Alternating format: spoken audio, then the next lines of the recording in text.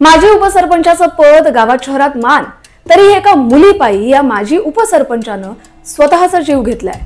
बीडमधले प्रकरण नक्की आहे तरी काय, समजून घेऊया।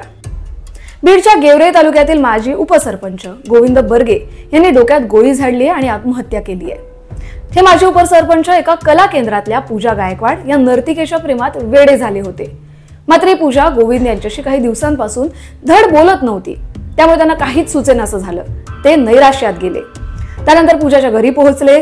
त्या ठिकाणी देखील त्यांना हव्या तशा गोष्टी घडल्या नाहीत, त्यामुळे रागाच्या भरात ते पूजाच्या घराबाहेर आले, कारमध्ये बसले आणि तिथेच स्वतःच्या डोक्यात गोळी घातली। त्यांचा मृतदेह सोलापुरातल्या बार्शीमध्ये सापडलाय। आता हे माजी उपसरपंच नर्तिकेच्या प्रेमात कधी पडले ते पण सांगतेय। 1.5 वर्षांपूर्वी गोविंद आणि पूजा यांची ओळख झाली आहे। काही काळात त्यांच्यात प्रेमसंबंध निर्माण झाले। हे माजी उपसरपंच 21 वर्षीय पूजाच्या प्रेमात इतके वेडे झाले होते की त्यांनी तिला $2.25 लाखांचा मोबाईल फोन, सोन्याचे दागिने इतकं सगळं दिलं। मात्र इतकं मिळूनही पूजाचं पोट भरलं नाही।